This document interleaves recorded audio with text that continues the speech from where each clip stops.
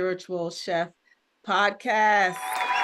I am your host, Janine. I'm 50% of the Twin Flames Spiritual Chef experience.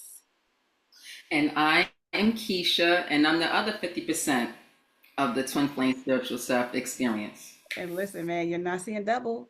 You are Oh, not seeing double. Okay. So I just kind of want to delve right into this one. But Keisha, let me explain first. Do you remember television sitcoms back in the day when they used to curse and then they would hit the bleep button, the bleep button? yep. Please be prepared because I might be cussing a little bit in this episode when I talk about this topic that we said we were going to discuss today. This is an important topic, and I hope I have everybody's undivided attention. This topic, honestly, is what led us to the height of our spiritual experience. It was definitely one of those aha moments, but when you it's like putting a pin needle in a balloon, because you have all of this, energy when finding out this the idea of this topic, but then when you realize and understand what it really meant, then it's kind of like, oh, Yeah. Like, okay, now I get it. Now, you get now it. I. But it's like, damn it, my eyes. Yes. So, um, the topic, I'm gonna tell you, give me a K, give me a A, give me a A, R, give me R, a M, give me M, a A, A, fucking bitch, karma, Karma! Woo! karma, you bitch. I swear, karma is all about karma today. And let me tell you, karma is a bitch. It is. It is. So when we found out that karma is the reason that we are here in this lifetime, let Yes. me tell you, honey, Mm. I just want to So, woosah. let me tell you. First of all, I want to have a disclaimer. This show is for everyone. I don't care if you're black, white, Chinese, Spanish, Indian. I don't care if you're Jewish, Israelite, Muslim, Christian, whatever. This show is for everyone because everyone came here because of karma. So this morning when I woke up, I was really excited, like you. And I said to myself, okay, we're going to talk about why people really came. And I need for people to understand that all your life you've received important information, whether you got a call in the middle of the night that your daughter had her first baby and that's your first grandbaby, whether you were proposed to by your husband to be, that's fine and dandy. But the reason why you came here is because of karma, and that's this information here is the most important information you will ever receive in your life if you are not aware why you came here and that karma is a reason. So I'm really excited. So you need to really share this video with everyone you know. Yeah, so we Because might as well just say now, like, share, subscribe, hit the yes, notification bell so that way you can be notified when more videos are dropped. But yes, definitely this topic is very, very important. So spread the word, spread the word. And this topic also will let you guys know and understand why exactly we are here. Why did we start this podcast in the first place? But it has to do with the topic of karma, yeah, right? yeah. Yeah. So karma, what is it? Let's get to the brass tacks here. What exactly is karma, right? So my understanding and the download that I received, even doing a little bit of research, is that karma is basically the idea that whatever you give out to the universe is always going to come back to you.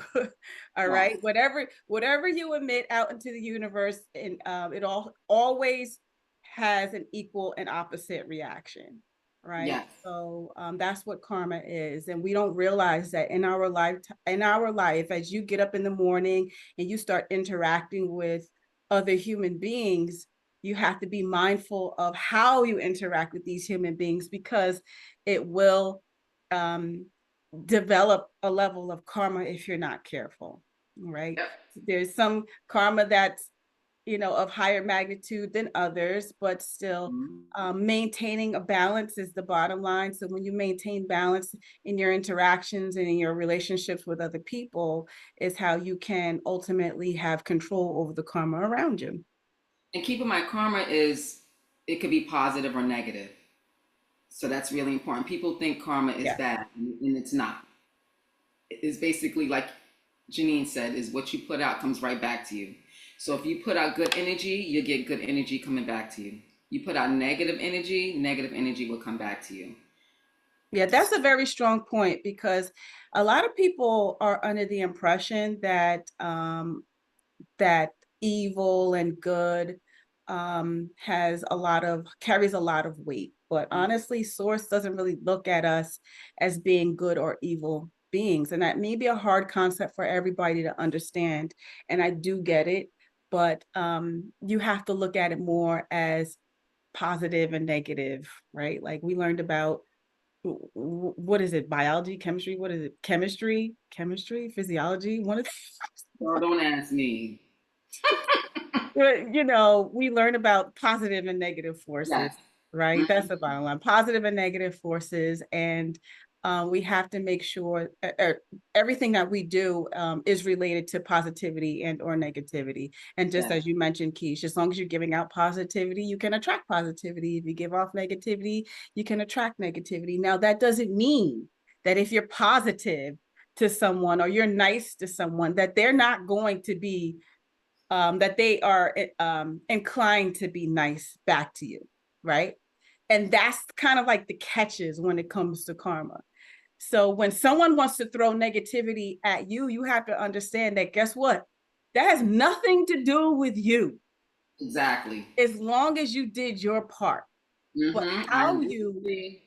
how you balance it is when someone is negative to you, then you can just block it, right?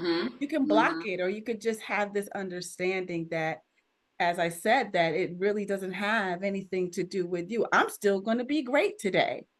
I'm Yes. still going to give off positivity today, and I guarantee you your positivity will penetrate in other ways and penetrate people in other ways and have an effect on people as to where you wouldn't even have any knowledge of how it affects other people. Exactly. So, like for example, I walk around at work and some of my coworkers are going to watch this show today, and they know that when I go to work, I'm always positive. I'm always smiling, and I think it's nauseating sometimes. Like, But why is she always happy? always, Always you happy. can't break me. And I think people try. You try to break me, but you can't break me. You can't. But people need to understand that and I actually am identical to Janine when it comes down to me going to work and bringing positive energy. But people must understand that we weren't always like that. Mm-mm. We had to learn, and we started understanding that once you put out positivity is full circle. But also too, I never want to be that person that comes into a room and bring negative energy there, because Right. everyone is energy. So if you come into the room of your, like if you come into your office and you had a bad day at home, or you started your morning out with your husband having an argument, and you come into the office, you might not even intentionally say, I'm going to go there and be mean to everybody, but just your energy coming to work can spread throughout the office. So people must be mindful of that. And me and Janine learned that the hard way. So Definitely. that's why we are at the level we are at now, where we make it our business. I don't care if I'm going to the supermarket.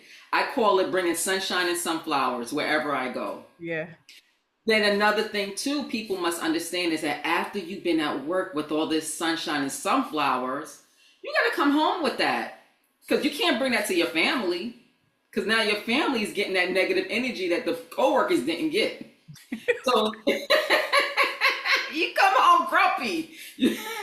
So no, you have to make it your business that you are going to bring sunshine and sunflower to people's lives. And we, like I said, took the long route to get here. And that's why we're here today, to help you get to that point in your life.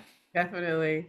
I wasn't always smiling and a positive person. This is to ask my mama. My mom was just telling me the other day that I was mean. Not you. See, that's what people say, you. And, Ooh. but that's what I was told, that's what I was told, that I was mean, that I'm a mean girl. You mean girl. Listen, I'm brand new. I'm resurrected. Okay. I'm brand new. Yes. And I have given up my mean girl past for the Good, sake good. of balancing my. You know why? Because you don't want to have to come back to, and that's how it really goes. Like, if you in your lifetime, in this lifetime that you're living right now, if you cause a lot of heartache and pain to people, then you have to balance that out and come back and fix what you did to people in this lifetime. Yeah. And so it's really important for you to understand. I want to say a little quick story. So when I first got enlightened, well, not even before I got enlightened, through the spiritual realm, I heard that there are souls in heaven that could not wait to get down here. And so when I first heard that, I actually was very disturbed by that statement.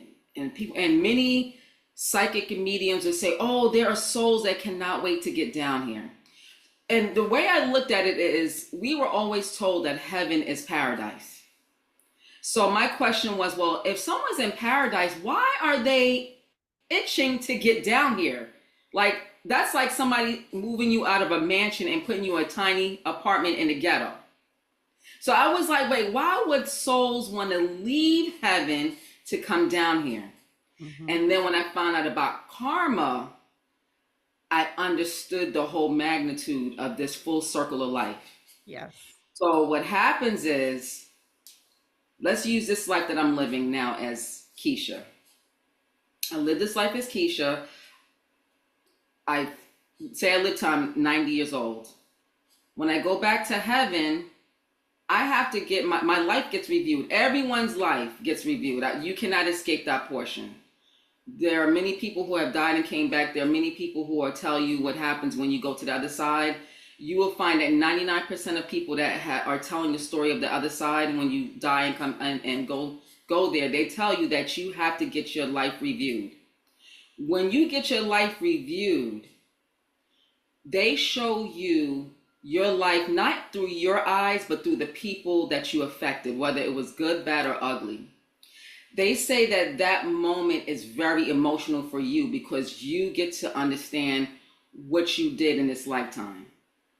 So then once your life is reviewed, the next step is like the report card. Okay, did you do well enough that you didn't have to return back to Earth, or do you need to go back to Earth and fix it? Most of the time, people have to go back and fix it. They said the average soul comes back to Earth 50 to 100 times. 50 to 100 times. I don't know about you. I don't like them numbers. And what I will tell you through prayer, meditation, Janine and I have learned from the other side through our spirit guides that the other side, and when I say the other side, I'm talking about God. God needs us to fix this statistic. He does not like the fact that 50 to 100 times we have to come back here. And he's like, he knows Earth is hard, but he's like, no, we got to fix this. And that's why we're here. So moving forward, so now you have to come back. You sit with it's a process to come back. That's another show, but there's a process to come back. But what happens is you sit there in heaven with this guilt of knowing that you have hurt so many people. And so now that's why you're itching to come back. You're like, you know what? I got to fix this. Another quick story. So I was telling an individual this story, and she said, well, I wouldn't mind coming back to Earth if I was promised to be a rich person with a healthy life and not have too many obstacles and have too many problems on Earth. She said, I wouldn't mind. And I said to her, it's not about you coming back, because when you come back to earth, you don't remember all the lifetimes that you lived. They purposely have a reason why you don't remember all the lifetimes that you lived. The problem is when you go back, how can I explain it, Janine? It's like you have it's like so Dolores Cannon said it best. She said when you're here on earth, you can repeat a grade, but you can't skip a grade. So every time you come back, you have to start back from where you were before. Yeah. Now, what happens is when you go back to heaven, all your friends and family are on different levels based upon how well they've been fixing their karma over the last few years. So you will see there are different souls elevated on the other side. So I'm gonna give you an example. Like say you have a group of girlfriends, and say when you go back, all your girlfriends are now in 11th grade on the other side, and now you're still stuck in 4th grade. And it will be known. No one on the other side would judge you. It's you judging yourself. So that's where the guilt lies with you. You're like, oh my God, I got to go back and fix this, because every time I come back, they know that I didn't do well in this lifetime I just lived. Am I correct? Yes, absolutely. Absolutely. You have to learn the lessons, and that's the whole issue. If you're not learning the lessons, you're guaranteed to come back. Yes. So the funny thing is, a lot of times that we don't understand that it's karma, especially if you don't understand the concept of karma. But when you start to exhibit emotions, that's how it manifests, these negative emotions of anxiety and depression, um, so on and so forth. These emotions, anger, these emotions that you're feeling in this moment, whether it's emotions towards yourself or the Mm-hmm. emotions that you have accumulated towards another person, that literally is your soul trying to tell you that there's karma there between you and that individual that you have to fix. Mm-hmm. So when you're carrying these emotions and people are triggering you, um, use that as a guide to say, wait a minute, wait a minute, wait a minute, wait a minute. What's happening right now? Because it's not always that individual, because that person that came to play a certain role in your storyline, right? Yes. So they came either for you guys to figure out the karma within your relationship, or either for you to understand certain things about yourself that Mm-hmm. is a repeat of karma, that you have to learn how to fix. So pay attention to those moments, because everything's about mind, body, spirit, right? So things can manifest. Everything's not just the spiritual aspect of everything, even though bottom line it does. It all points to spirituality, even whether or not you know it or not. But your mind and your body play an important role in all of it, because again, it's going to trigger you, it's going to signal you Mm-hmm. to know when you are having certain um, things that you have to figure out in your life. So pay attention to what your body's telling you. Don't always blame the other person. As I said, don't blame the other person. Look deep So within yourself to say, mm-hmm. again, what's happening here? What do I need to learn in this moment? And I'm telling you, that's what makes karma so hard, is because karma creates this opportunity for you to start looking at yourself in the mirror, right? Which is ultimately you doing shadow work. And shadow work is a huge part of fixing ourselves. But it also means that you have to face yourself. Mm-hmm. And when you face yourself, everyone knows that that's never easy. That's never easy. It can be so gut wrenching. You can feel embarrassed. You can even have a lot of pushback. There's a lot of pushback in these emotions that you are experiencing. But when you do understand what's really truly going on, I'm telling you, you will start to see that not only can you take more and more of whatever is coming your way from other people, but you start to feel a little bit more calm. You Mm-hmm. start to become more balanced, right? Karma to me is like a seesaw. Yeah. So you know, again, like as I mentioned earlier, that karma is giving off energy that creates an equal and opposite reaction. So sometimes, and the positive and negativity. So sometimes you can be high, but the reaction is low, and it can be inverse. It can be the other way around. But you have to learn ultimately how to bring it back to zero. Yeah. Right. And when you bring it back to zero and you become balanced, that's when you know you have met the challenge. Mm-hmm. And then more karma keeps getting thrown at you.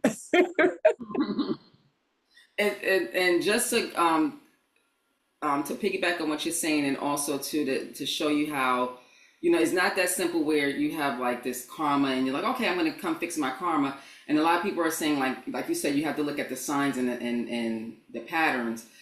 One of the things that is a controversy and a lot of people have a hard time swallowing the pill of is that we have a team of people we keep coming back with. Yeah. And that's our ancestor family, because we work together with our ancestor family to fix the karma. You don't just keep coming back by yourself. You come back as characters in a storyline. So to reveal a little bit about myself, I found out through past life regression, and that's what Janine and I do through hypnotherapy. I found out myself that in a previous lifetime, I was the husband and my husband was the wife.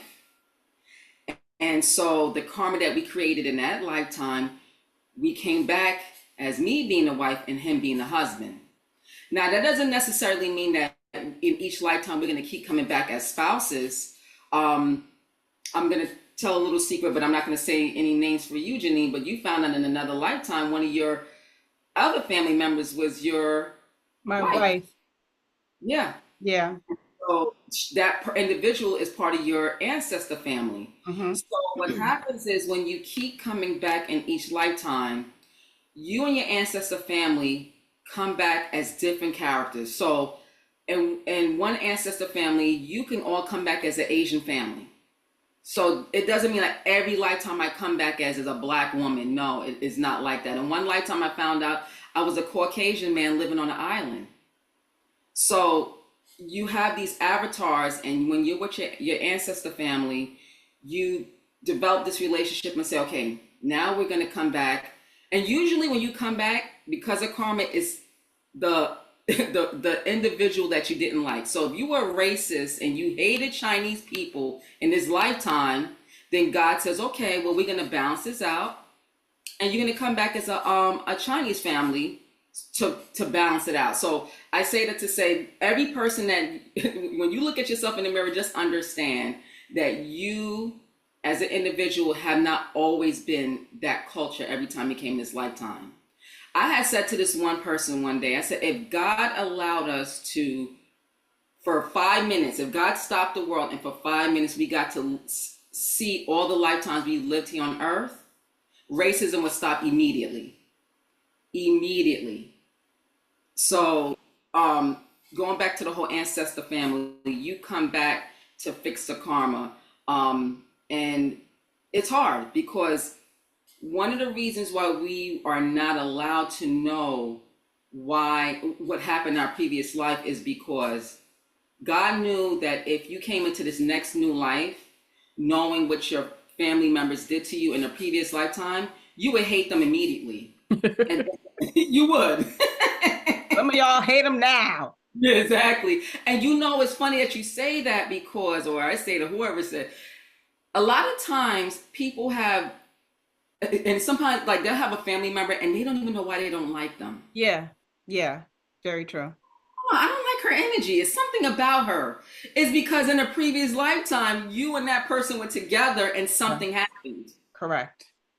One of the things that we learned, and this is so interesting, we learned that in the medical world, we learned that was not no, not in the medical world, but as spiritualists, we learned that a lot of people who are stuck at home taking care of a loved one, the karma they're serving from a previous lifetime is that because when that loved one is the loved one is sick and they're stuck in this lifetime taking care of that loved one, we found out through karma most of the time the person who's the caregiver was the one that hurt that person in a previous lifetime. Yeah. Lifetime.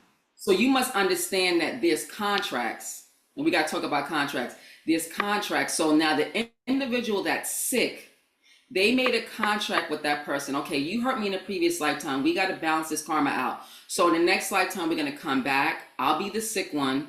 You're going to be stuck taking care of me. And that's how you're going to fix your karma. Yeah.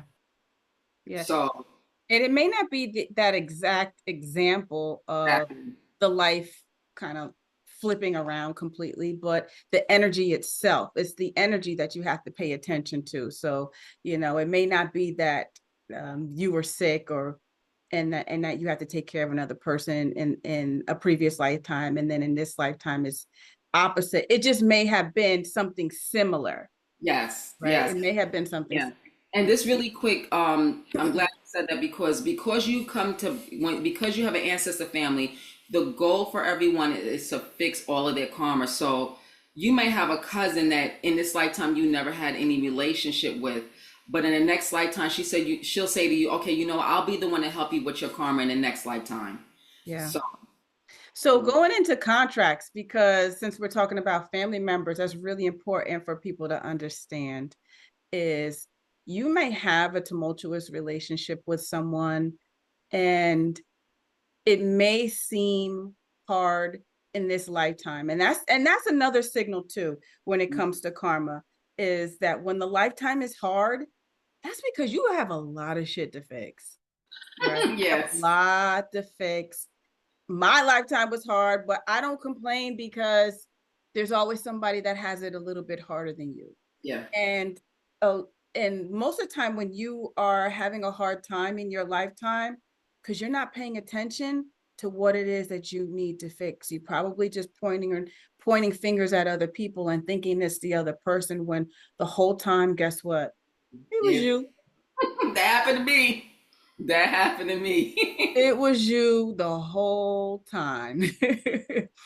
So that's why you really have to pay attention to the experiences that happen. But when you have these relationships with people, whether it be good, bad, or indifferent, you know, you still got to pay attention, because there could be certain things that are happening within the relationship, and it can happen at any given time, right? So it doesn't have to be, oh, I grew up with my sister and I hated my sister, or I hated my parent for whatever reason, but it could happen later on in life.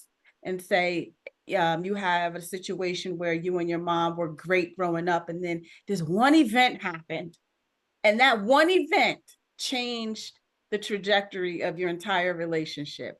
But guess what? That one event is karma coming back at you that you have to fix. And you are so blessed that it turned out great in the beginning, and you didn't have to worry about anything anything bad between you and that individual, but you just happen to have this bad experience now. And when it sits in your gut sometimes, because your spirit is talking to you, and your spirit is telling you, oh, you know, I wish I could fix this. So if your spirit said, oh, I wish I could fix this, oh, I wish I could go back and take that moment away, yeah, you know, things like that, that's your spirit definitely talking to you and telling you, guess what? You need to fix it.